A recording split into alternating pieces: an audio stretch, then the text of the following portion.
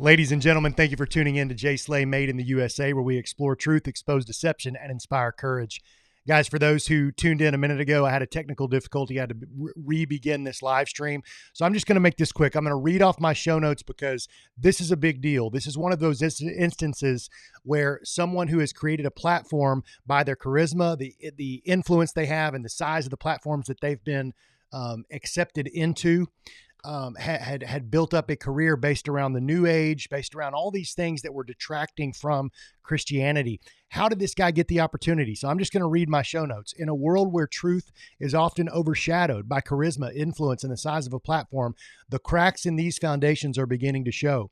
From Tim Kennedy, once a celebrated figure in the Green Beret Special Forces community, to Daystar TV, a $1 billion Christian ministry now mired in controversy, and now Billy Carson, a self-proclaimed Bible expert and New Age guru platformed by massive shows like Joe Rogan's and many others. Major players across various fields are being exposed.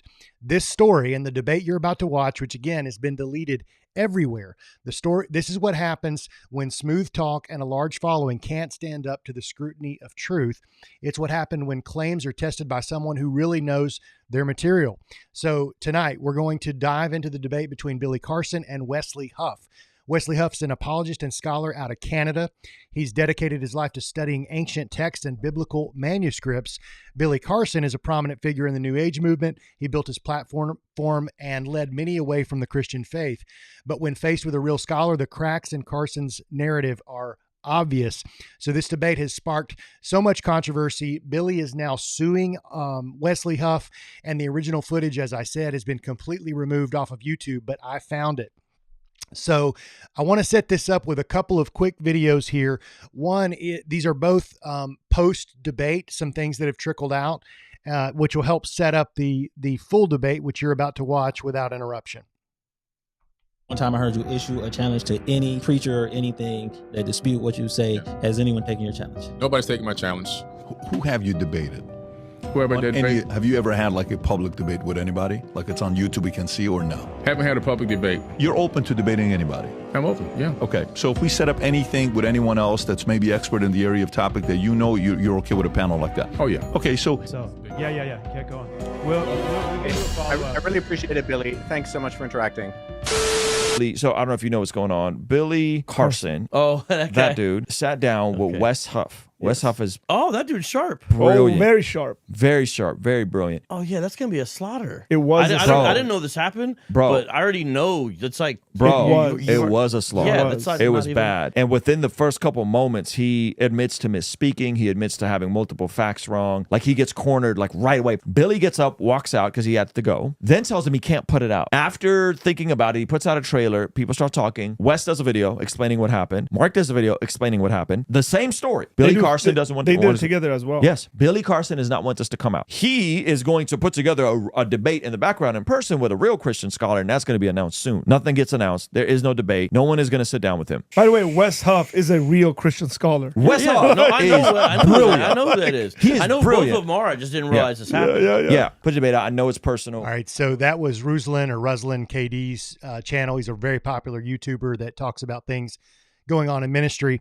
But as I said, Billy Carson has decided he's going to sue Wesley Huff over, I guess, releasing the footage, or I don't even know what that's about. But this, real quickly, is what Wesley has to say about that before we watch the full debate. One time I heard you issue. Billy Carson is attempting to sue me. For those of you who don't know, I was invited to interact with Billy on a podcast that he agreed to come on. It was not his podcast, where he was notified beforehand who I was and what we'd be talking about. After that debate took place, Billy attempted to suppress the footage. That didn't really work. I've released clips from that conversation. Well, Billy does not want you to see those clips and has sent me a cease and desist letter. I was really hoping that this could be an opportunity for Billy to learn, to see the major errors that he's been repeating and turn this into a learning experience. I even offered to follow up with Billy in order to show him how and where he could find accurate and credible resources in order to make sure that what he was saying was verifiably correct going forward in the future, so he and his audience could learn and proceed knowledgeably. Billy did not agree. But unfortunately for Billy, agreeing to a debate, losing that debate, and feeling embarrassed about that loss does not constitute legitimate grounds to litigate. Billy, I will agree to all the terms and conditions of the cease and desist letter that you have sent me if you agree to run it back, sit down with me in person, and have another discussion. This is my formal response. Okay, so whether you're talking about, like I mentioned, Tim Kennedy earlier, you maybe may have thought, why did Jeremy bring that up? That's a huge deal going on in the special forces community, and this guy's being exposed as a fraud. And it's unfortunate because he had a good message, and if you read his book and believed what he said in the book, it could be very inspiring. But it turned out almost all of it is a lie. And how is he defending himself? Well, he ran to YouTube, and he had the videos that were exposing him censored by YouTube. Tim Kennedy's a guy with friends in high places. You're talking about Joe Rogan, Sean Ryan, guys like that are going to ignore this and also come to his aid. But it's a running from the truth. The truth doesn't hide. It's not afraid of the light. In the case of Daystar TV, they're threatening to sue. They're calling anyone who talks about it conspiracy theorists and all this. The proof is totally there, though, in that case, which I'm not going to get into now. And then in this case, with Billy Carson and a guy that knows his stuff, Wesley Huff, he's threatening to sue. So it's case in point. It happens when you see these big name people that get called out or get caught. They use their friendships to try to squeeze out anybody else that's saying anything otherwise. They use the size of their platform as a shield, or they will use litigation, but they don't want the truth to be told. So with that, here is the, I won't even call it censored. I'll just call it deleted debate that I was able to find. And it's not in the best quality format, but this is the best I got. And it's uninterrupted, the whole thing right here. Billy Carson is attempting to sue me. For those of you who don't know, I was invited to interact with... Sorry, guys. Wrong one. I'm moving fast because I got other things to do. Here we go. Billy Carson. So, Wes, now that we got you on, Wesley Huff, historian, linguist, biblical scholar, PhD, and athlete wannabe. I like how you threw that in the bio right there. And Wesley, my man, I think it would be great to, I know you guys were both recently in Egypt. There's tons that I'm interested in that. How all these things show up in Egypt is baffling to me. But just going right to it, I had here, Billy, you talk about how Jesus was never crucified, which is interesting because my wife, who's a Muslim, they believe that as well. Mm-hmm.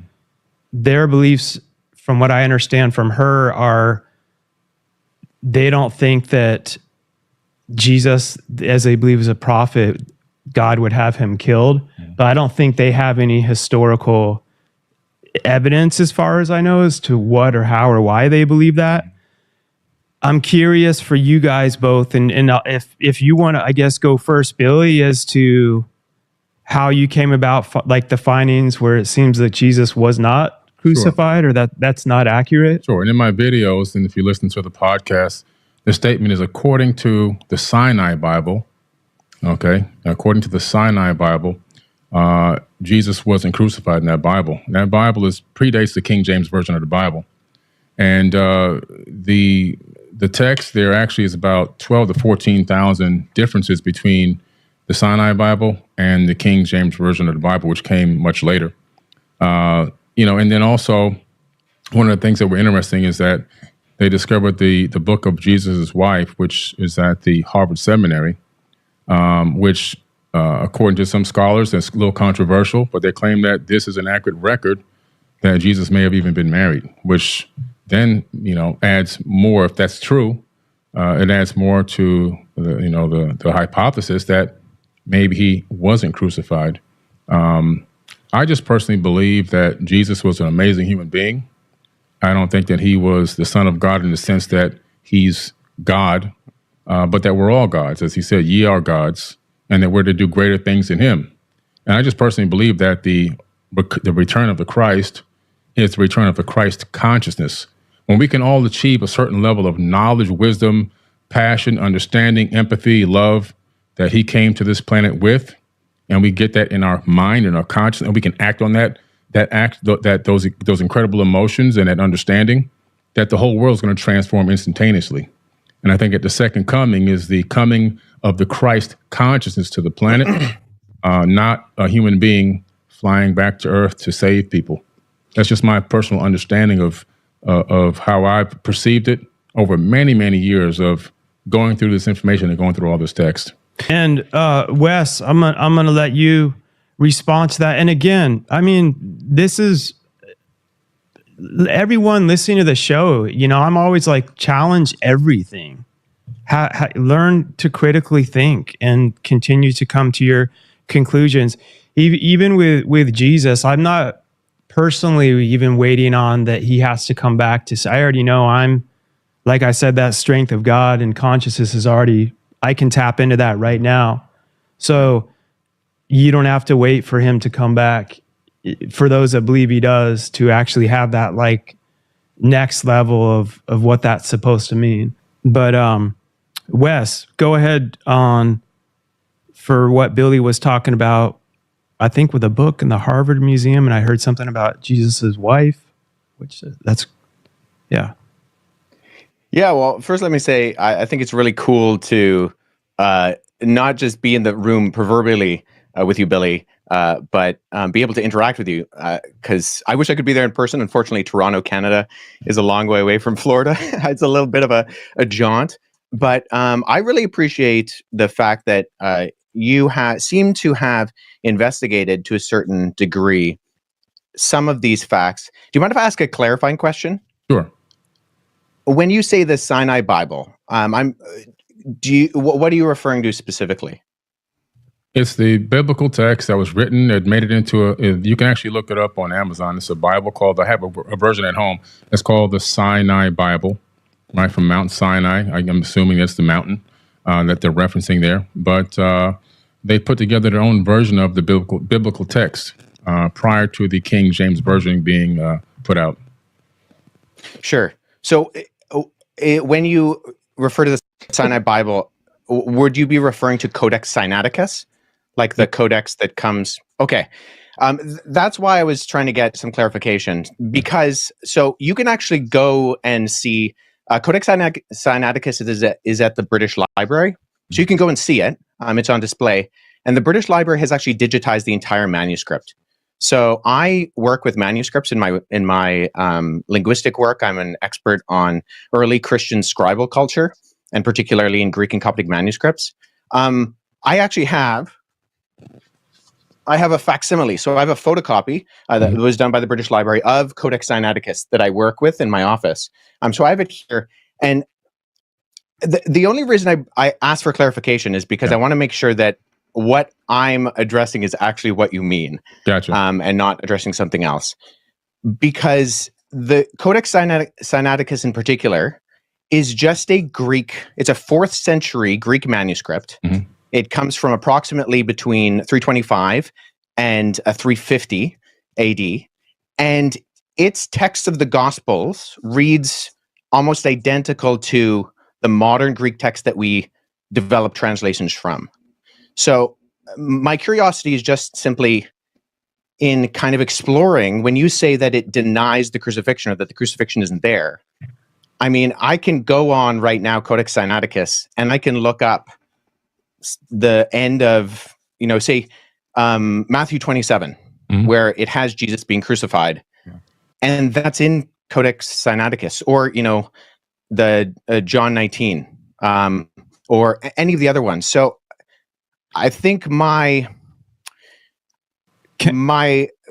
confusion is that it doesn't read any differently. So actually, are you able to pull up a website with the viewers or listeners or whatever? I'm looking for it right now to make sure I have the version that I'm looking at. While he's pulling that up too, like I keep saying to all the people that aren't scientists traveling the world and linguists, I don't even know how to pronounce it the right way, like me. Yeah, linguists? Cyanide, I keep thinking of cyanide, like the Sinai Bible. So is that like a version? So from my own knowledge that I know, when I really studied all this, what I thought was interesting about the Bible was how many different eyewitness. I studied C.S. Lewis back in the day, how many different eyewitnesses and stuff there were. And they went on purpose to mention so many other names that they were able to like cross-reference throughout history and throughout those times, from my understanding. And those were different things that I always thought were kind of interesting, that I felt was a good concept of proof. And then I want Billy to answer, and also I'm just curious, like the Sinai Bible, where was that piece I found discovered? the text where I was referencing. Actually, I was misquoted. I misquoted there. It's the Gospel of Barnabas. Okay, yeah. Well, so that's good. So let's deal with that too, because I've actually worked with. There are 2 manuscripts of the Gospel of Barnabas.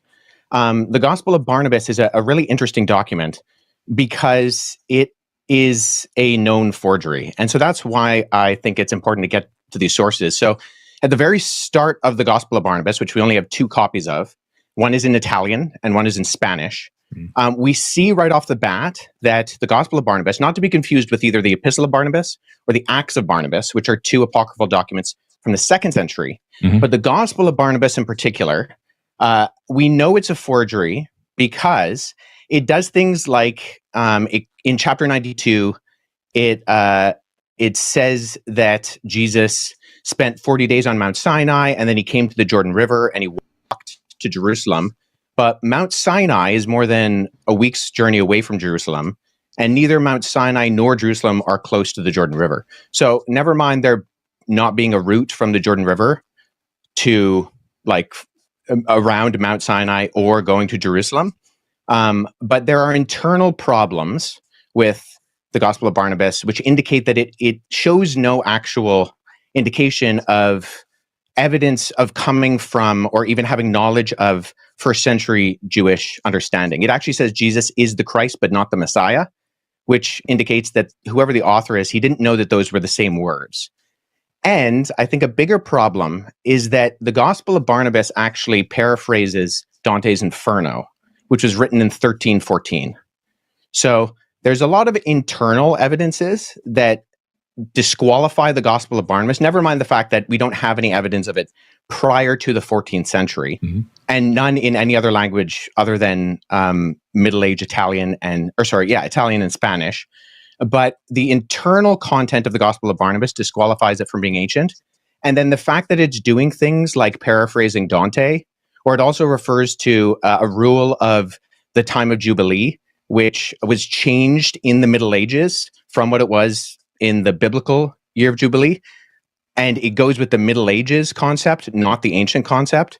So I think what I'm getting at is, so I'm a historian, and I deal with sources. So when I'm looking at sources, I want to make sure that I have a methodology by which I approach any type of source.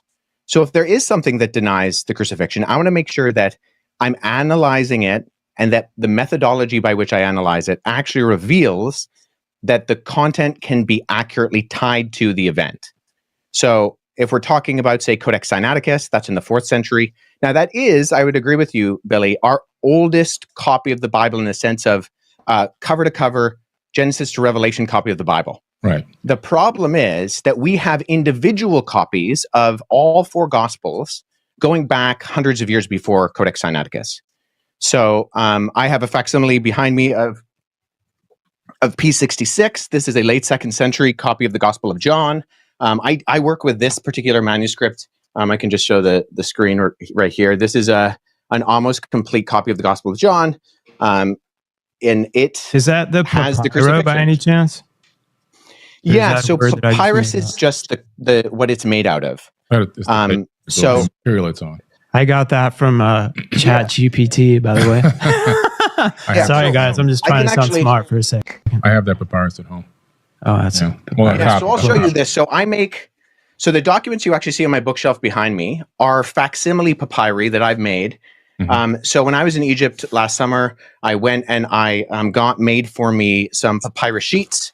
And so I take these papyrus sheets, which are made from the papyrus plant. And then when I go and I look at actual manuscripts, so I was at the University of Philadelphia last summer, and I went and I saw a document called P1, which is a 3rd century fragment of the beginning of the Gospel of Matthew. And so what I did is I sat down with that original and I produced a facsimile. So I copied the text. First of all, I cut it out with an X-Acto knife in not the original 3rd century one on my papyrus. I cut out with an X-Acto knife this guy, and then I copied the text transcriptionally on the front and the back. So papyrus is just simply, it's what it's made out of. Yeah. And so there's categorizing systems, and the standard one is called the Gregory Alland categorizing system. And so sometimes you'll see when manuscripts are mentioned, they'll have a GA and then a number behind it. If it's made of papyrus, you simply abbreviate the word papyrus to P, and then you have the numbering system. So P66, what I showed you earlier, that's this on the categorizing system. It's the 66th manuscript that was put into the system. It's from the Gospel of John. I also have, P46 and P47 on my shelf, which includes all 4 Gospels and Acts from the 2nd and 3rd centuries. So the only hesitation I have with what you said, Billy, is that we have single copies of the Gospels that can be dated to the 2nd century that all do have the crucifixion. And so if we're relying on something like the Gospel of Barnabas, which is not just like, it's not that there's debate about it, it's that it's a known forgery. I mean, no one's referring to the Gospel of Barnabas as anything other than... If you say it's a known forgery, and yes, but I'm going to go with that. Let's talk about the Old Testament a little bit and leading up into the New Testament. Well, hold on, because do you mind if I address the Gospel of Jesus' wife? Sure, go ahead. What was her name again? I'm like trying to write notes like I know what I'm doing, but I'm just curious. So the Gospel of Jesus' wife doesn't actually mention. So oftentimes what happens is that the text of the Gospel of Jesus' wife is kind of paralleled with the Gospel of Philip, which mentions that that Jesus would kiss Mary Magdalene on the mouth. And so those are kind of used in parallel to kind of for this argument that Jesus was married.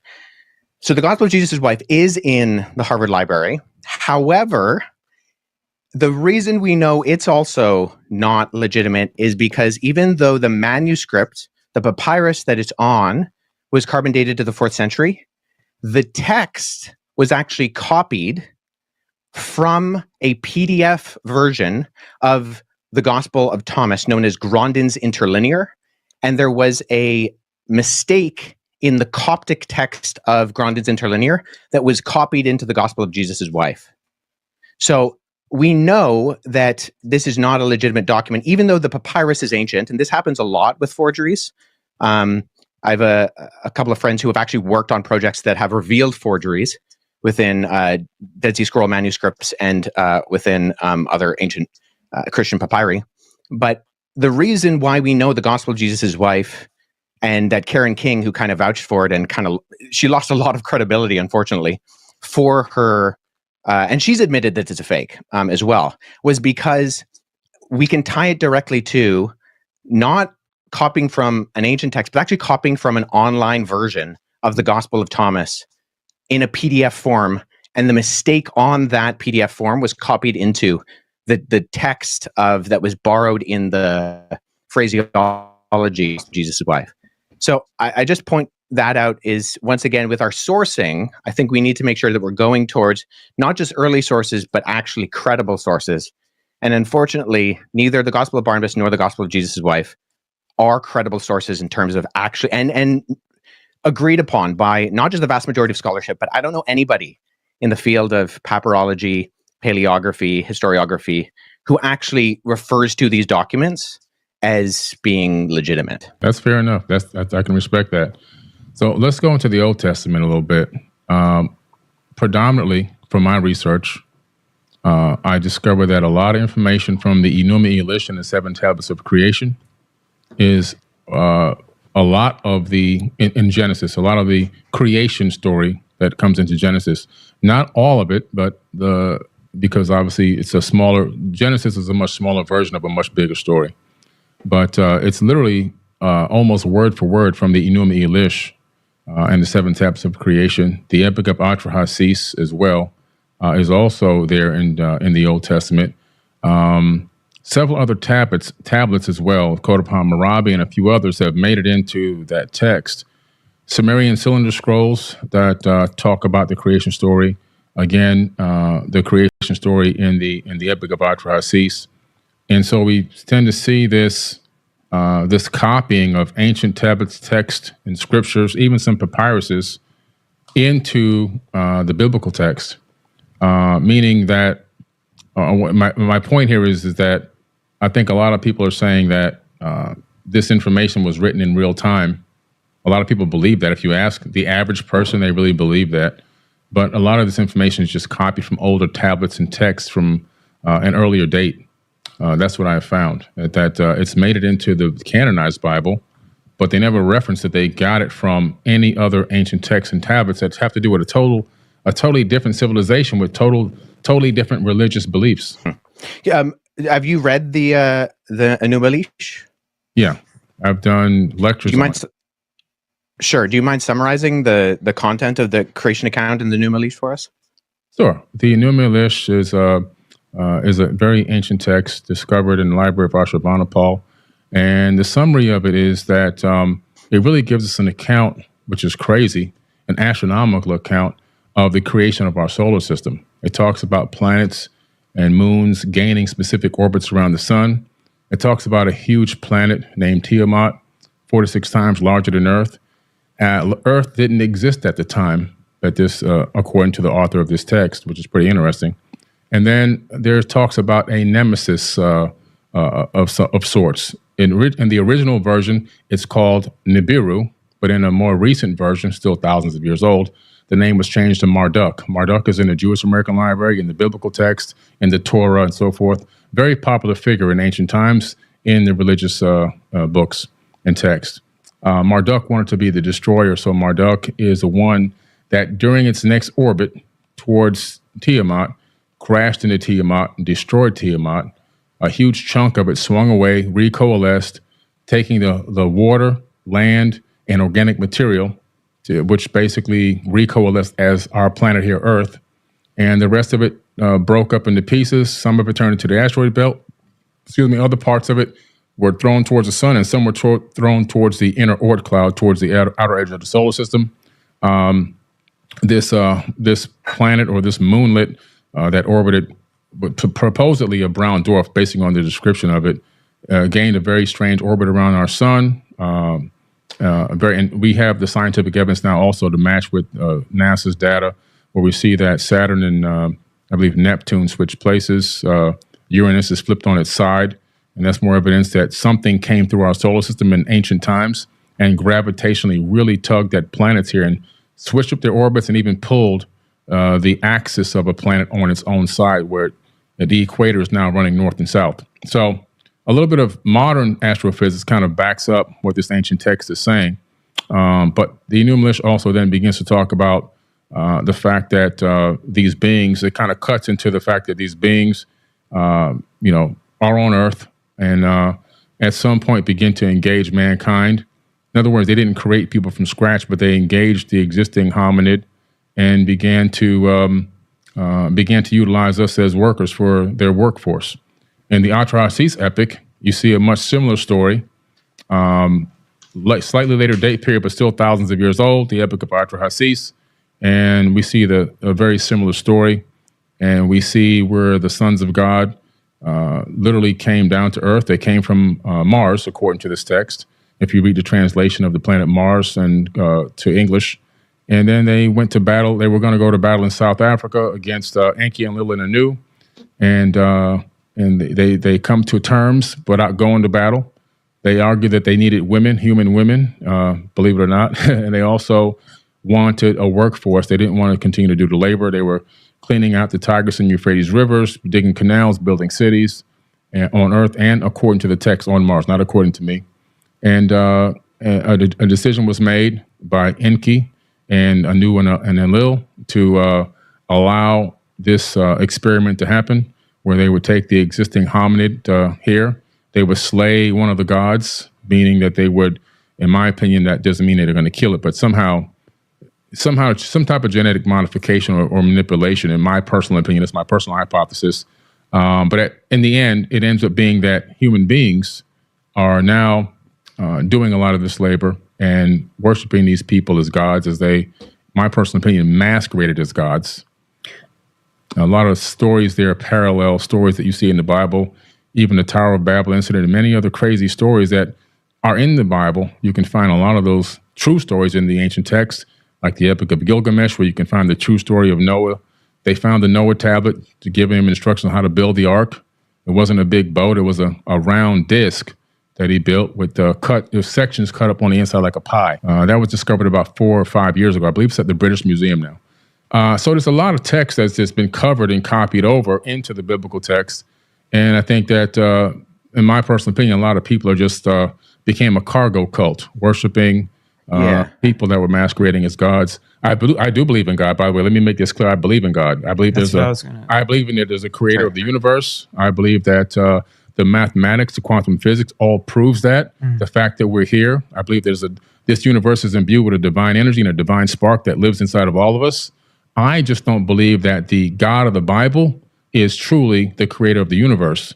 I don't think that God needs money. I don't think that God needs sure. Do you mind if I just jump in here for a second? Because I think we've kind of gone on from the original question. I appreciate that. I do have a few issues with your summary, although I think I have read the Akkadian version. My Akkadian's not great, but I sat down with a seriologist friend and we walked through it a couple of years ago.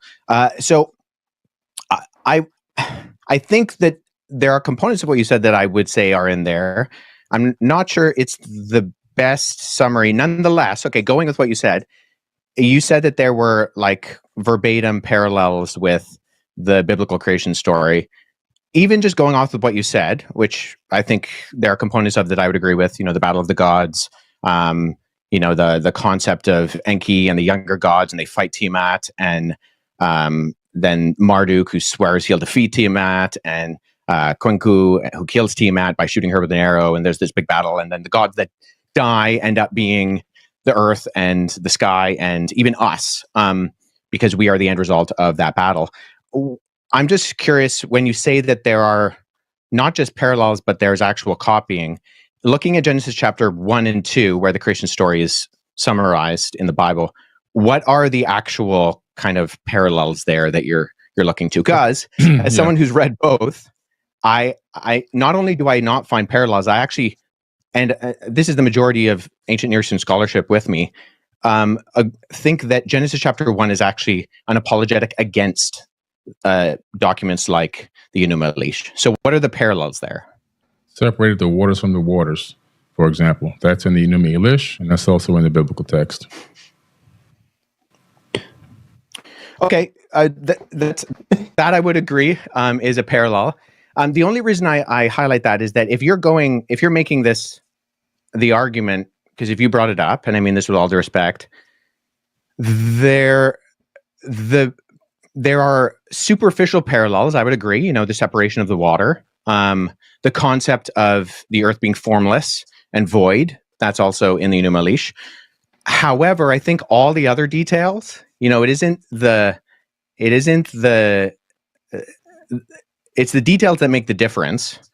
And if we're looking at not the superficial crossovers, but the actual themes and concepts of what it's saying, you don't have a creation within 7 days. The Bible's not going to take the Enuma Elish and put it into the biblical text. There are certain words that they utilize that let me know that they copied it from that text. Like, for example, what words? Separating the water from the waters, the void, the earth being void. That information is literally just copied over. So it tells you that somebody saw that and said, let me add it to this book right here, or let me add it to the scripture or this papyrus, because it wasn't a book yet at that time. So was this text discovered that makes it parallel to Genesis? Was this like supposedly discovered prior to? I'm just curious. It wasn't discovered prior to the Bible, but it dates back long before the Bible was ever written. Okay. So let me just say this. So the reason why I say it's actually an apologetic against that is because the purpose of the Enuma Elish, which the Babylonians read every Babylonian New Year, was to point out the fact that the deities, and there's countless deities in the Babylonian pantheon, they actually come from the created order. So they're not outside of time and space. They actually come from the created order. And when they die in this battle, right, when Tiamat is defeated, the defeated gods become the earth and the sky and the plants and even you and me. And in that sense, the theme is that you don't actually have any purpose or end result, and you're not created in the image of God. In fact, in the ancient Babylonian system, only the kings were created in the image of God. And what we see that is counter to that is that even, sure, there's superficial, divided the waters, but we find that in almost every society and culture. That's not a parallel as much as it's just a generality. I would say what we see within the biblical account is that God purposefully creates. There's only one God. He purposefully creates, and then he creates and it's good. And it continues to say it's good 7 times. And then at the end of chapter 1, just for, the thick people in the original audience, it says, and then it was very good. And then he creates humanity, not kings, but simply the humans that he creates in God's image. And they have purpose and meaning, and that instills them with this creation order. And that's not what we find in the Enuma Elish. In fact, we find the opposite in the Enuma Elish, is that the created order is not good. It's a mistake. And that you are not created in the image of God. And there's a reminder that regular people are not created in the image of God. So linguistically, Hebrew does have Semitic ties with Akkadian. Doesn't with Sumerian. Sumerian is a language isolate, a glutenizing language. But I would say, just with all due respect, the parallels linguistically are not there. There might be superficial kind of concepts that are there, but they're so superficial that we can find them in everything. In the sense of, I'm in my office studio, you're in your office studio. That doesn't mean that that we're the same people or we're even in the same place. Does that make sense? Yeah, but I don't agree with that. I just see if I have all these texts out, there's a lot of different information that you can see. This a lot of it's been copied word for word into the biblical text. But what's the word for word? In your version of what you believe in, you keep saying that God's a he. Yeah. And so where do you get that from? Throughout both the Hebrew Old Testament and the Greek New Testament, you have the masculine singular pronoun used for God. And why is God a man? Where's the evidence of this?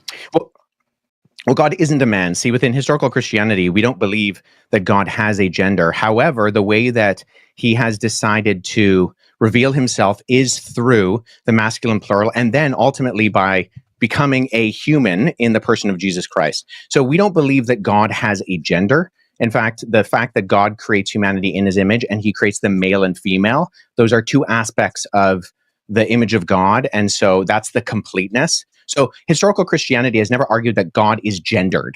Jesus is gendered in the sense that during the incarnation, he becomes a human man, but he's still fully man and fully God. But God is spirit. And right, as the scripture says, we worship him in spirit and in truth. And but nobody's arguing that. What's that? Sorry? That always blows my mind. God is the same all the time, right? He's always good. God is all the same all the time. Right?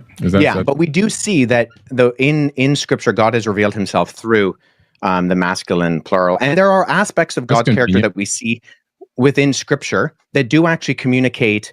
Jesus says that he longs to gather Israel like a mother hen collects her chicks. So we see aspects of, the feminine of God, not meaning that God is feminine, but that the image of God reflects both the masculine and the feminine. And that's why when the 2 become one flesh, there's a uniting of that reflects the image of God as well within the covenant of marriage. Do you actually believe that the majority of Christians really believe that God is not masculine, that God has both aspects? If you it's irrelevant what the majority of Christians believe. On the road, how many would tell you, that God's not a man? They've never been taught this.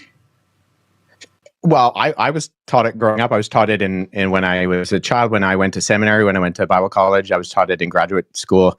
I would say I would say a few things to that. I would say, in one sense, it's irrelevant what the majority of Christians believe, because what historical biblical Christianity articulates is what they should believe. There are Christians who run around saying all sorts of things that are not in conformity to biblical, historical, Orthodox Christianity. And they shouldn't believe that because it's irrelevant. And so if one Christian believes something that is not in line with biblical Christianity, that's on them.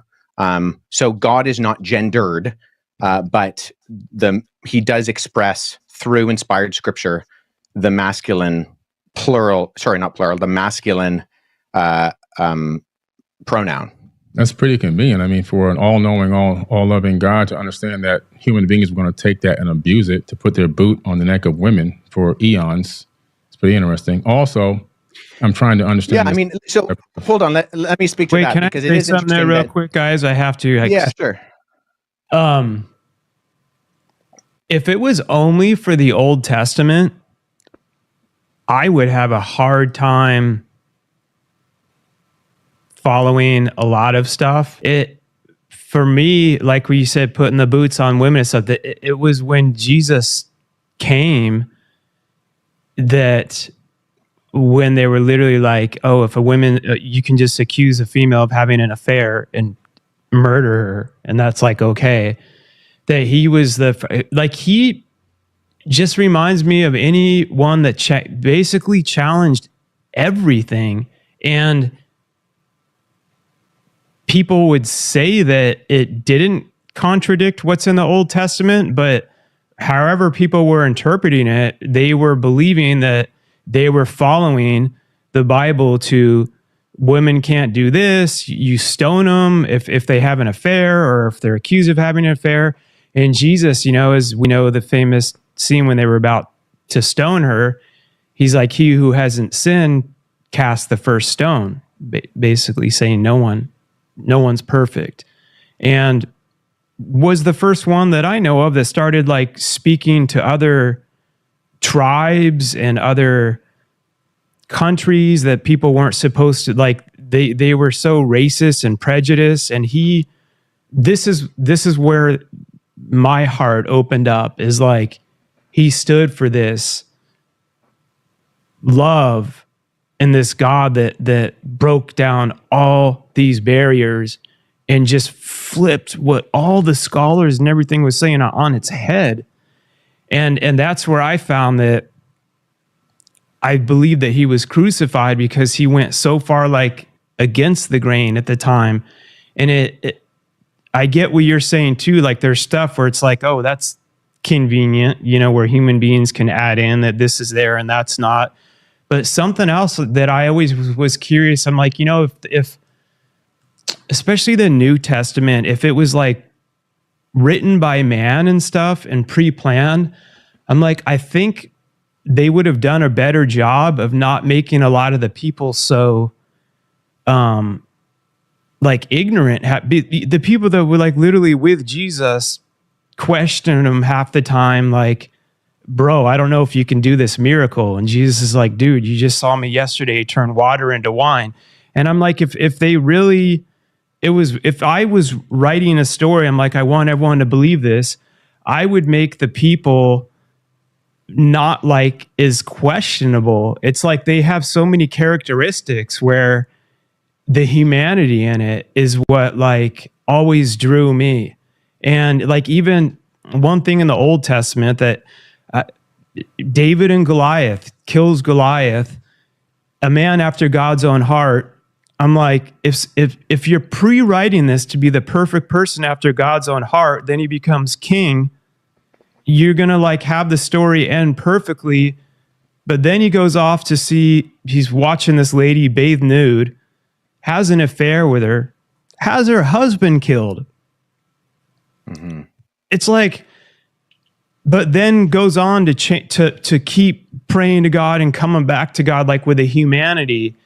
And God's like, this is a man after my own heart. And it's like finding all these human flaws is, to me, showed so much of like the beautiful struggle that, and I'm not going off everything you guys are talking about, which is factual stuff. I'm just talking from my own experience of ways where I drew and continue to draw my own conclusions. And I'm much more about my relationship with God personally, with Jesus and God. It's the same, over worshiping the religion, because so many people can, as we all know, that's wars are created, slaves are taken. There's so many horrible things that have been done in the name of religion. And it's sad. And that's where Jesus comes back into the game to me. I'm talking, you guys, to me, to where he was like the one that was like gathering all these people of all these, like, what are you doing? Like, we're supposed to be here helping each other. This is about loving each other and coming together. Like, you're killing them because they eat meat on Tuesday and they don't eat bacon on Sunday, and you're literally like murdering each other. It's so messed up. So I get where people look at different organized religion and stuff, and they're like, this is horrible. Like, on behalf of Christians, I'm like, I'm fully apologetic for, what was it, the Crusades. It's like, in the name of Catholicism, there's so many horrible things that human beings have done. And I'm speaking as someone that I would call myself a Christian, and I'm just letting everyone know that I'm open, critical thinker, and how I've continued to find my own beliefs, because I never sat here ignorantly and was like, nope, throughout history, they've all been perfect. It's like, through the Crusades, they went through and committed genocide, rape, some of the most awful stuff, wearing these huge crosses. And I'm like, but God wasn't with them. They said he was, but that's why I also believe in the devil. And I don't believe he's this dude with a pitchfork and a red tail. I think it's more comes, in energy and thoughts, and comes in people, and is like, oh, talks to this guy, or, you should start conquering that other country in the name of, and do it in the name of God. And then, that's the way I look at things. So anyway, go ahead. I had to just throw in. Yeah. I mean, there's a really great resource written by a friend of mine, John Dixon. It's a book called Bullies and Saints, where he goes through a lot of the instances of we're obviously going to find abuses, and every human being is going to find a way to exploit whatever is presented to them. So in one sense, I think we can say, isn't it convenient that God used the masculine plural pronoun, the masculine pronoun, I keep saying plural, it's just a mistake, the masculine pronoun. And we can say, oh, sure, that's convenient, maybe, but it is how he has revealed himself to us. And it's not his fault if we abuse that. I mean, we could say, so I grew up in the Middle East. My parents worked in Amman, Jordan. And when I was living in the Middle East, there was a country called the Democratic Republic of Iraq. Now, just because democracy exists and people are going to name things democratic when they obviously aren't, doesn't mean we then judge democracy. I mean, think of the Democratic Republic of North Korea, right? Nobody thinks that that's an actual representation of democracy. So people are always going to abuse terms and ideas and concepts. The difference is, though, I think historically within Judeo-Christianity, you have this ethic that we were talking about before that I think is fundamentally different than what we find in things like the Enuma Elish, the Atrasis, and other things, in that we are created in the image of God. And actually, one of the earliest criticisms of Christianity are by individuals like Celsus, who is a Greco-Roman philosopher in the 2nd century, where he accused Christianity of being foolish, dishonorable, and stupid, and he called it the religion of slaves, women, and children. Why? Not because God used the masculine pronoun for himself and people were abusing that, because the concept that Christians believed in of everybody, no matter what your gender, your race, your social standing, Paul says in Christ there is no slave nor free, there is no Jew nor Gentile, there is no Scythian or barbarian, there's no male nor female. These things united people. And we can see there's a historian named Rodney Stark. And in his book, The Rise of Christianity, he actually says that you can track empirically the agency of women across the ancient world by the movement of Christianity. So that, in other words, whenever an area became populated by Christians, we see a direct correlation with the privileges and treatments of women that expand in time when the surrounding culture largely didn't view women as being fully human. So I think we're always going to have abuses, but if there's one worldview that exists that gives agency to people and says that everybody has worth by nature of being just human, it's the Christian worldview. And that's where I think it's very different. So we can argue about why we think God should or shouldn't have revealed himself in his pronouns, but I think that's actually irrespective of the historical reality that we see within the impact of Christianity.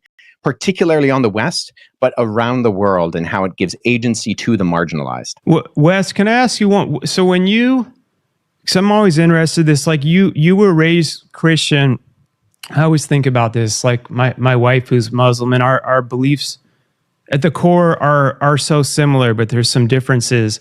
And I wonder, like, if I was born in Sierra Leone, West Africa, where she was, I know in the Bible says Christ revealed, but C.S. Lewis is someone that I really respect, because I'm an entrepreneur. I'm a think outside the box always, and we should be. No one should just be like sheep and follow what any of us are saying. Like, do your research on your own with everything, of course.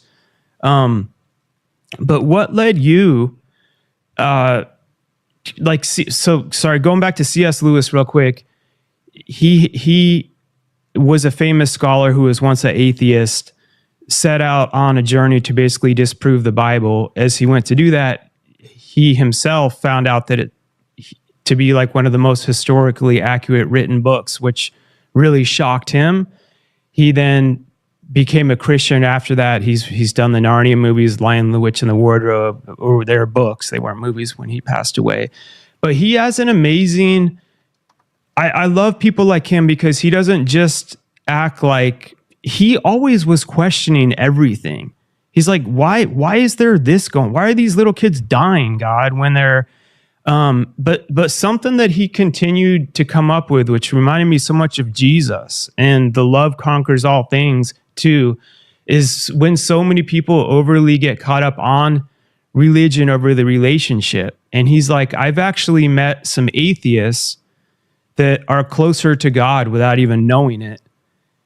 And I've met some Christians that are further away from God without even knowing it. And I believe that too so much. And I'm just really curious, like, as you went on your journey as being like a historian, studying biblical text, and then being raised, of the church, did you take it? I don't want to put what, because did you take it upon like, whatever I continue to discover, I'm going to have to accept, like, say something you did find when you were in Egypt revealed differently than what you were taught? Like, did you kind of tell yourself, I'm going on a quest, like searching for truth without like a set conclusion to prove Christianity, knowing that it could go either way? Am I making sense? Yeah, I mean, I grew up in a bit of an unusual household in that my mom grew up in India, and my parents, when I was younger, I was born in Pakistan, and I spent a portion of my childhood in Jordan. I grew up in majority Muslim countries and surrounded by majority Muslim environments. And we had, a copy of the Quran in the room. In fact, we had the Bhagavad Gita and the Book of Mormon, and for a little while, other documents in our house. These were things that my parents, although they never verbally said, these Christianity is true, therefore these are not forbidden. These are not verboten. The truth, capital T truth, of the reality of the world we behold can stand up against scrutiny and investigation. And I did do a great deal of that as a kid. My dad is a historian as well. He has a doctorate, and I grew up on him, reading the rise and fall of the Roman Empire. But at the exact same time, the reason why I actually went to university with full intention of going into the police force. Oh, wow. But it was interactions with Muslims and Mormons and Jehovah's Witnesses and atheists, and accusations against the credibility of the Bible, which actually piqued my interest, because they would say things that I thought, if that's true, of course that undermines what I believe. I believe that Jesus is God incarnate. If I can't trust the Gospels as reliable first century eyewitness testimony, then I might as well throw all of this away, because I'm not going to believe a lie, even if it's a convenient lie. And so it was actually the exploration of eventually going into graduate college, and then now in working on my PhD, the largest secular university in Canada, that got me thinking, okay, how do we investigate these things? What are the methodologies by which we go about to explore the origins and credibility of something like the Bible? And that investigation, with all due respect to Billy and the content that you put out, has actually confirmed what I believe. I'm dealing with the actual manuscripts. I traveled to academic institutions to other countries, and I look at these things and I read them, and it's a privilege to be able to learn languages like Greek and Coptic and Hebrew and Aramaic and dig into these things. And I think ultimately, I really appreciate what you said there, Mark, with your articulation of your personal relationship. And I think that's so important. But I think it's also important to remember that that relationship is based on something that's real and verifiable. And we can look into the evidence. You know, I have friends who are linguists, philologists, and historians. And when we look into these things and we talk with one another and we're discussing, we're constantly trying to falsify our theories, because that's what good history does. We're looking for the falsification. You don't go in, ideally, if you want to be a good historian, with trying to prove your original thesis. You go in and say, okay, what are the avenues that actually could disprove this? And then how do we engage with those in an appropriate and articulate manner? So what I believe is true, but I believe it based on the evidence of the actual documentation. You know, I've read a lot of the literature that you're talking about, Billy, the Enuma Elish, the Atrahasis, the Bhagavad Gita, the Epic of Gilgamesh, and I've read some of them in their original languages because I've tried to be a good historian and go back into the primary sources. Or if I can't, engage with people like my friends who are Assyriologists, who are philologists, and try to not just go off of a translation, but the original. And I think I've found largely the opposite of the conclusions that you have made, Billy. And I know that you are very passionate about what you talk about, and I respect that. I just think that the confidence might not actually be backed up by the reality of the evidence. So when we're looking at something like the Sinai Bible, when we're looking at something like the Gospel of Barnabas, when we're looking at something like the Gospel of Jesus' wife, these are things that actually have provenance that we can verify. And ultimately, I think the answers to the questions of the legitimacy or the illegitimacy of those things point to not just a different conclusion, but actually the opposite conclusion, and that Christianity is true. Well, now I'm glad you said that. So those three topics are a very small piece of my concept and idea of what really happened in the ancient past. So that's a very small fraction. I mean, that's less than 0.1%. You talk about eyewitness accounts convinced you that Christianity is real. There's been eyewitness accounts of every culture that I've visited around this entire planet, and their eyewitness accounts of what they experienced is 100,000% opposite of what's in the Bible. People have... what do you mean? Can you give me an example? The Dogon tribe, for example, in Mali, Africa. They experienced a culture that they claim came to this planet from Sirius B. They have the evidence that they knew these beings were from Sirius B because they have the instruments that show the orbit of a trinary star system that we couldn't discover until the 1970s with our modern technology, okay? They understood not only the orbital pattern of Sirius A, B, and C, but even that B was a failed star, which you can't see it from Earth with the naked eye. They knew that it was a white dwarf. They even knew that they said that if you took a tablespoon of it, the entire tribe or 1,000 men couldn't lift the tablespoon. They understood mass and gravity as well. They were told the shape, the sizes, and the colors of all the planets in our solar system, which they recorded. And there's only one wisdom keeper, and that person can never be touched by a person. If they get touched by another person, they'd actually be killed. And then they eventually have a mentee that they break down that verbally handed down knowledge to. And that next person then takes over and becomes the wisdom keeper. And they've been doing this for thousands and thousands of years. And science, modern science, has found all their information to be 1,000% accurate. Then you have the Hopi tribe of the Americas, indigenous tribes, Hopi tribe, Lakota tribe, also having engagements with these quote-unquote star brothers, even having an account of them being taken underground, which you don't see just only in America.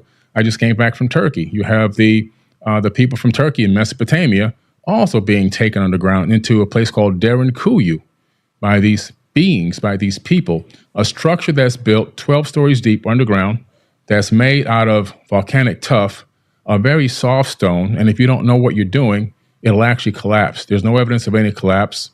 And it was thousands of years old. It was reused many times. So the mainstream story about what it was used for, to hide from Romans, is actually false. This place is ancient. And in order to build it, you actually have to have foreknowledge of how to construct this type of an underground civilization that can hold 20 to 30,000 people, places for livestock, places for worship, with no sign of collapse. And you have to have hundreds of ventilation shafts. And I've been down there.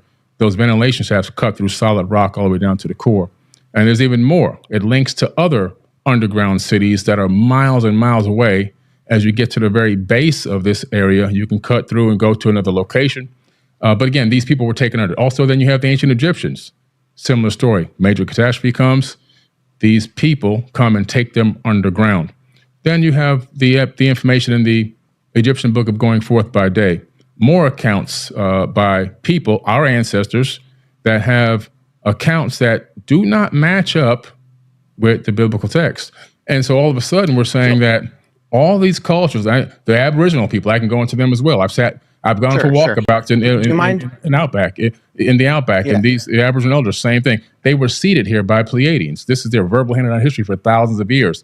And I can go around the world and I can come up with all this information from all these eyewitness accounts from people that should be respected, dignified, and shouldn't be scoffed.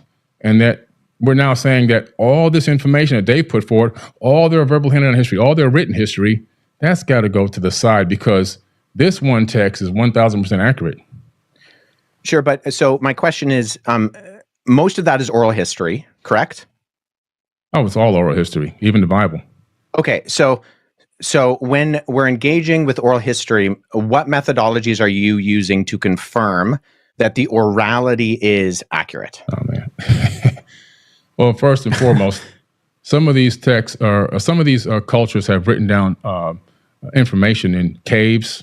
You've got cave paintings. The Dogon tribe actually have not only written down. Sure. No, caves, I don't disagree with that. The question is one of historic.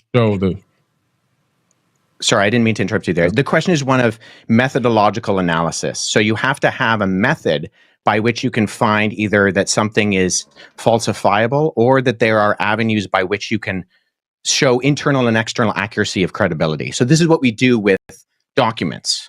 This is what we do with the ancient Gospels. This is what I do. I've worked on Xenophon and Plutarch, and we look at the internal evidences and the external multivalent corroboration to try to figure out, okay, yes, we have all these stories. Great. I don't deny that. But as a historian, as someone who's trying to figure out what is accurate, how do you know if I use the term verisimilitude, do you know what that term means? No, but I can tell you this. Tell me how the Dogon tribe saw Sirius B, knew the orbit of Sirius B, a trinary star system, accurately, and can show you the orbit with a special tool that they made that was given to them by these people. How do they know the shapes, the sizes, the colors, and the orbital pattern of all these planets in our solar system and other star alignments that they would use to have something called the Ziggy and planet and their own harvesting and planting and so forth and so on? That's not enough evidence that there's something. Well, I'm not aware of that particular case. And even, I would grant that, the ancient people are far more technological advanced than we give themselves credit for. Just because they're ancient doesn't mean they're stupid. I am well aware, as someone who has done both investigation of the past and done archaeological analysis, that is a reality. My question is simply, okay, you have these stories or you have these accounts, you're referring to them as eyewitness testimony. How are you going about verifying that as that? Well, if the people had eyewitness testimony about Jesus, they then just wrote down their eyewitness testimony on a piece of paper or parchment paper or papyrus. So these people... Right. So that's where internal methodological analysis... Some of it's actually written down. So, it's the same exact thing. There's really no difference. Well, no. So you do internal investigations to figure out when something was dated. So something like so when I used that term verisimilitude before, that's something we as historians are looking for. It's a term that simply means the appearance or likelihood of truthfulness. So when you do historical analysis, it's an inference to the best explanation. So you have proof and you have data, and you're extrapolating that data on levels of probability. So some things can be confirmed as high probabilistically true, and other things are lower in their probability that they happened. But there are different methodologies, different ways that you explore historically how that happens. Well, so for the Gospels, we look at with the Dogon tribe. Scientists went there to visit the tribe, and they still have no answers because they use their modern science. They took the best scholars to visit these people, and they're still scratching their heads. Something happened there. Sure. That doesn't. And I'm not even denying that necessarily, but the question is, okay, we need different levels of evidence and exploration, not just scientifically, but historically, to derive something as eyewitness testimony. Now, we have mountains of that, and I'm more than willing to go into some of that with the Gospels as early eyewitness testimony that can be verified externally and internally. But nonetheless, the only reason I ask, Billy, is because I've listened to a fair amount of your content, and I'm unaware of the methods that you use to try to discern between what is an accurate source historiographically and an inaccurate source historiographically. Well, Does that make sense? I use getting in an airplane and traveling to these places, doing my own research, talking with the indigenous cultures, and researching as much of the text that is available that I can possibly find. Okay, so I don't dispute that, and I do believe you have done that, but I mean, even from what we've talked about, so you've researched the text, but when we talked about the crucifixion, everything you cited was either, and I mean with all due respect, false in terms of the Sinai Bible, because Codex Sinaiticus is just a 4th century Greek manuscript of the Gospels that we have today, or they were verified forgeries in terms of the Gospel of Jesus' wife. You might be right. You may be right on that particular part of the topic, but like I said, that's less than 0.1% of the information that I hold. Sure, but that was the original question. So yeah. So that's what I'm saying. I'm saying, okay, well, so I'm going off of what we've already talked about. So you said you explore the text. I don't deny that. But the evidence, by going off of what you have put forward in terms of the actual documentary evidence, is not just less than convincing in my respect. And I mean this with respect, because I think you have done a lot of research. You've traveled to these places. I have too. Like, this is what I do as my career. But I'm not really getting indication, because in history, we go to the primary sources in their primary languages.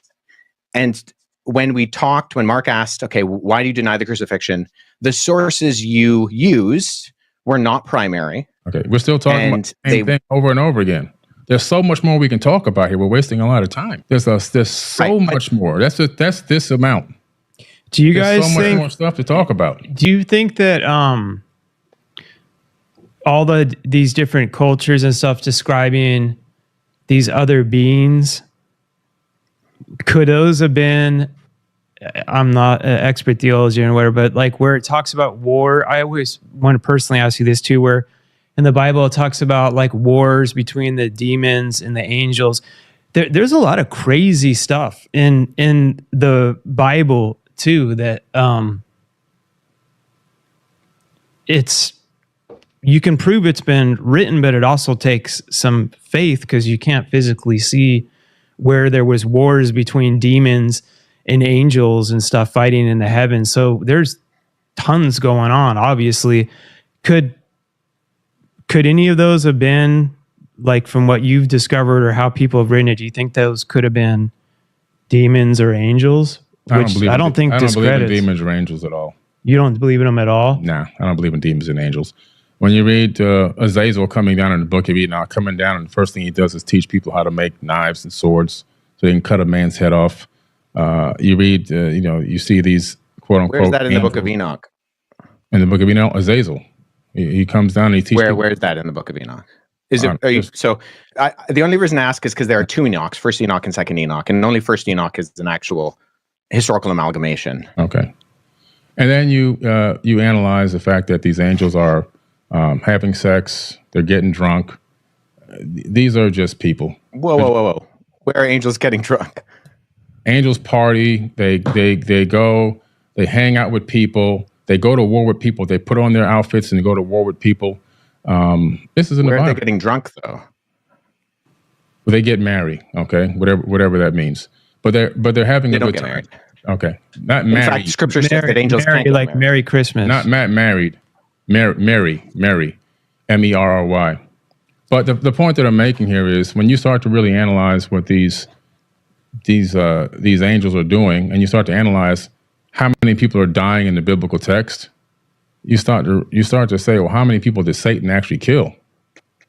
And when you start doing the tally on the numbers, God's doing most of the killing in the Bible. It's not the devil that's doing all the killing. And then God says in Isaiah, I created the good and I created the evil. Do what I say at the Lord. So he's saying that he's doing the good and the evil.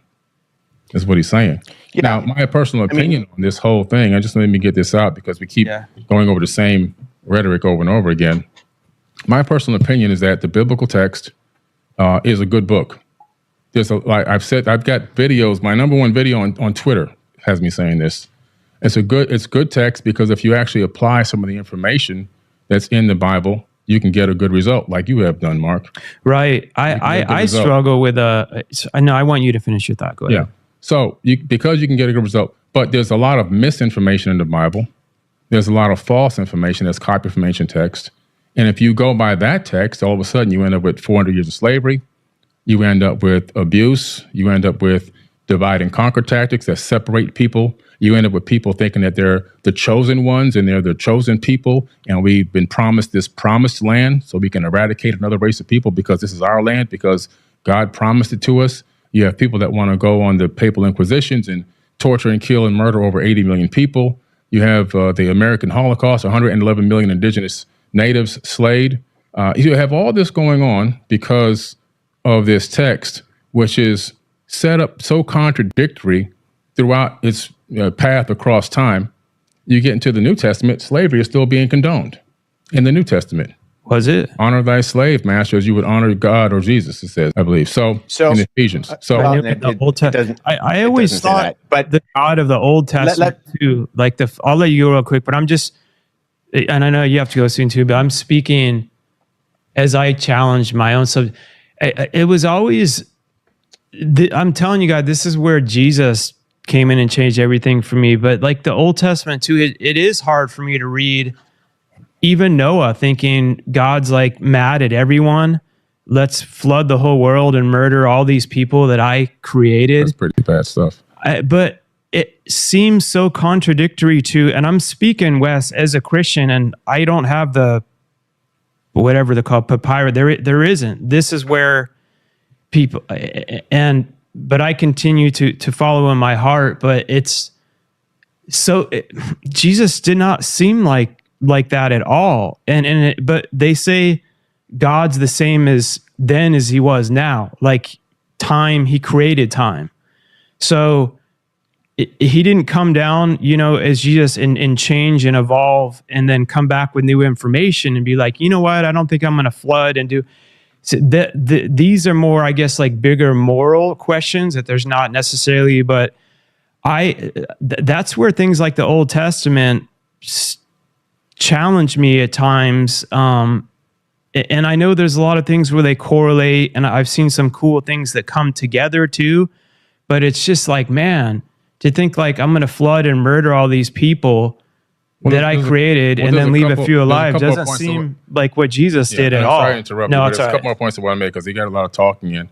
It did say, slaves, obey your earthly masters with respect and fear as sincerity of heart as you would obey Christ. That's slaves. Obey your earthly masters with respect and fear with sincerity in your heart, just as you would obey Christ. So it does say that in Ephesians 6:5, but there's so many aspects. That stuff is what. And what is the context of what Ephesians is saying? So I think this is very important because we don't take text in isolation. So within Scripture, and this is why all the abolition movements throughout history have only been Judeo-Christian movements. There's never been an abolition movement that wasn't Christian.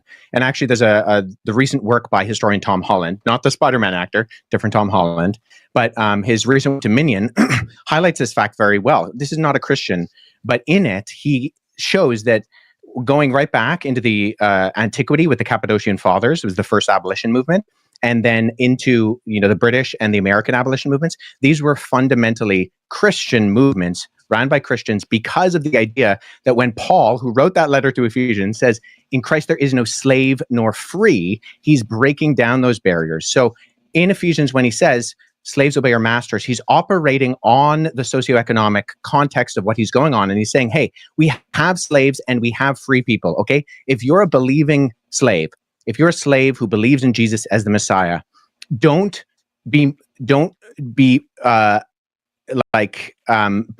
equitable in how you are living your life. Reflect Christ accurately. And that's a movement that he is fundamentally working towards, that eventually starts to completely take out the legs.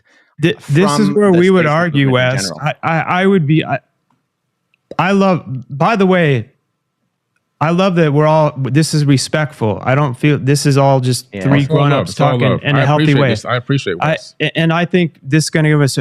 But this is where you and I sitting down in a room, I would be like, great that you came to that, but like, what were the methodologies did you use to conclude that him saying the slave be the master to the slave, you're able to interpret it meaning that he's meaning that? Because I was also raised in the church, and I would question when they're like, oh, in the old days when they said women don't wear jewelry, that's a sin. You would know the exact verse. Yeah.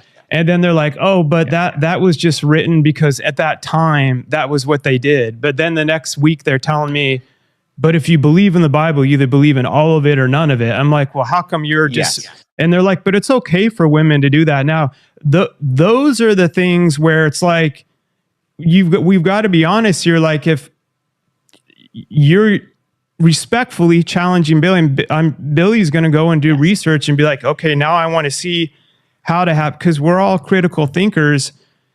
Those things seem to just get so blindly pushed over when they're like, but that doesn't apply now. And it's like, I think there's more common ground than people think, and so many words to recall, but also like, it's weird to me to think that he would be like, women aren't allowed to wear jewelry and this crap. And then Jesus came and he's like, none of that matters. And then for them to be like, oh, that only made sense then, but now it doesn't apply. But believe everything in the Bible all applies.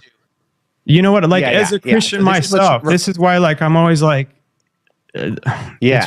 So there's a discipline called hermeneutics, and that's the methodology of interpretation.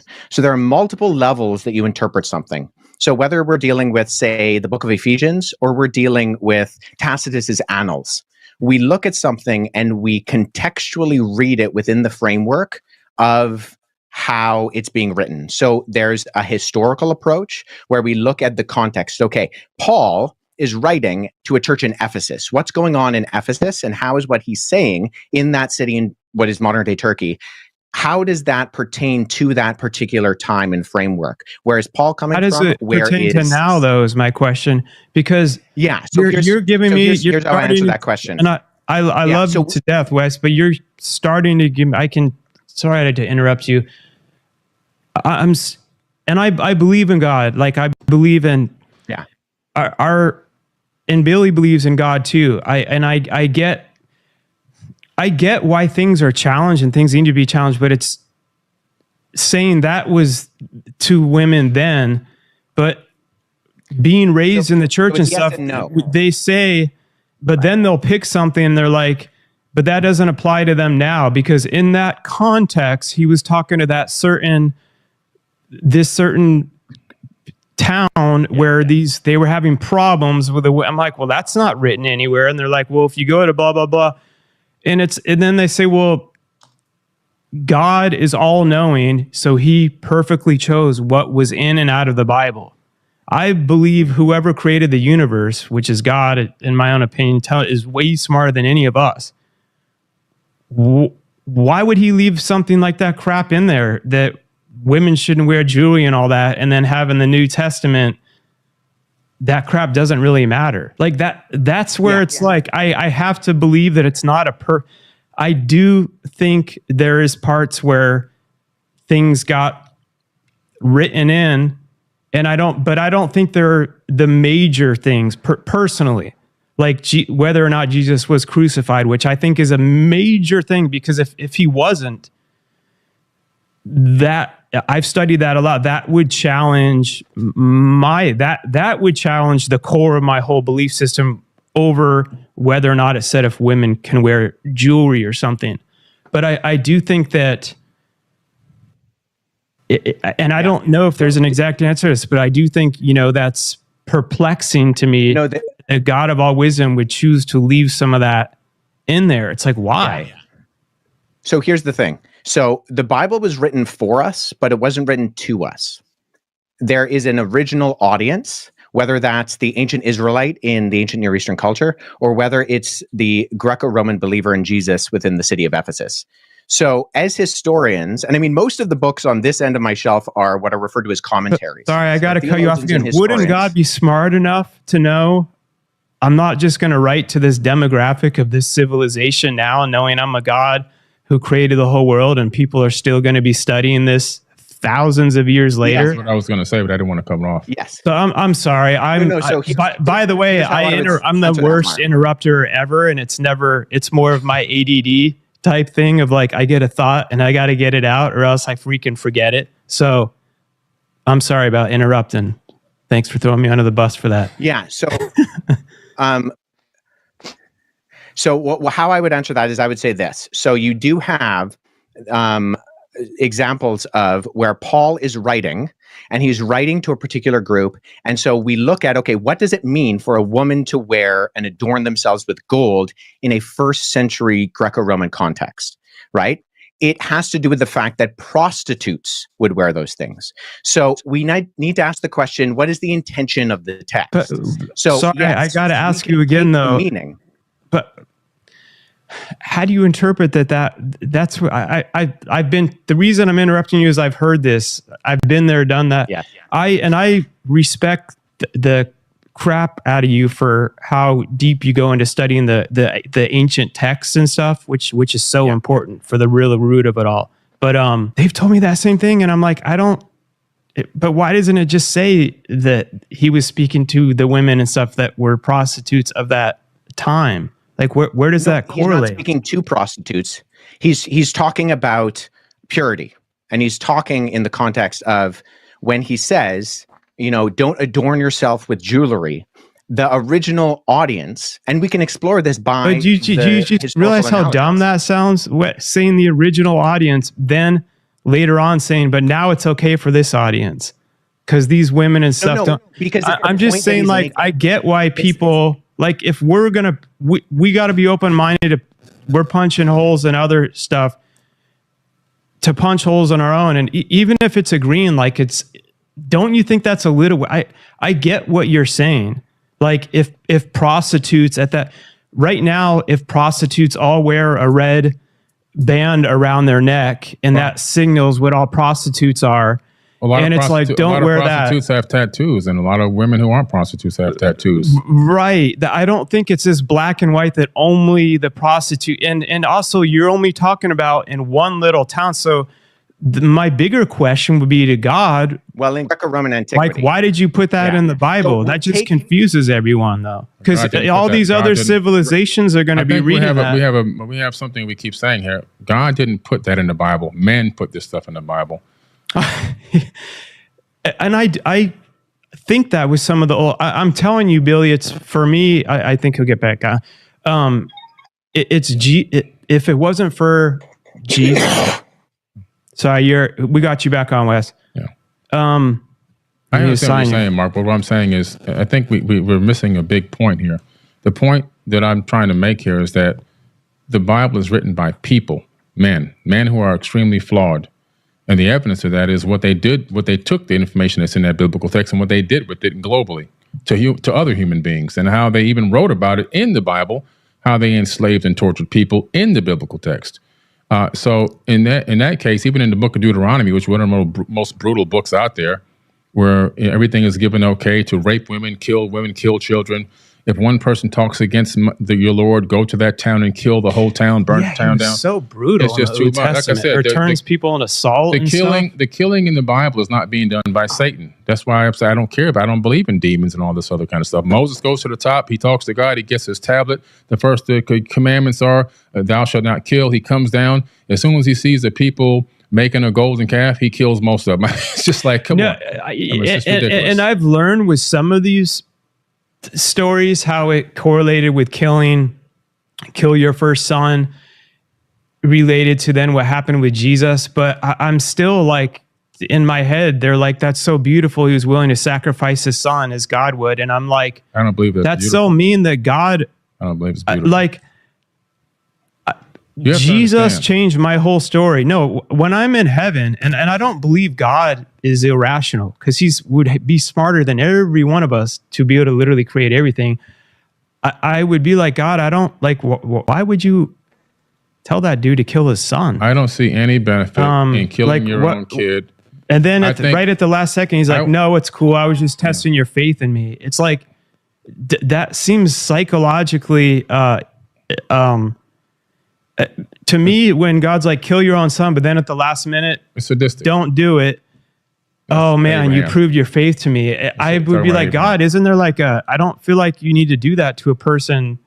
I don't think that's such a beautiful story. And I'm talking as a Christian. There's a lot of things with the Old Testament I struggle with, but it doesn't change my overarching beliefs. And I think there is things that are written in, maybe misinterpreted, that aren't as important as the bigger things, like the crucifixion and stuff of Jesus. Like, I'm hoping to God that your methodology of proving that is right compared to Billy's in that specific scenario. But in some of these other things, like, I almost rather them be disproved that God killed his, that God, and I've heard a lot of these different answers and stuff, and I know God gave us free will, and I understand all that too. But it's just like the God of the Old Testament and Jesus. It's hard to believe that they're the same person. Yeah, sorry, I cut out quite a bit there, and so I think I missed a large portion. I'm not. Yeah, you keep popping off, Wes, and I'm just. I might get to say a lot of stuff that I want to say. Go ahead. I'll shut up. So let me just say this. So the most quoted verse of the Bible in the Bible is a version of Exodus 34:6, which fundamentally describes who God is, that he's compassionate and loving, full of grace and mercy, and abounding in steadfast love. And so, in fact, if you read the book of Jonah, the beef that Jonah has with God, the reason why he doesn't want to go to Nineveh, is because he believes that God is so loving that if he tells the Ninevites to repent and they repent, God is going to forgive them.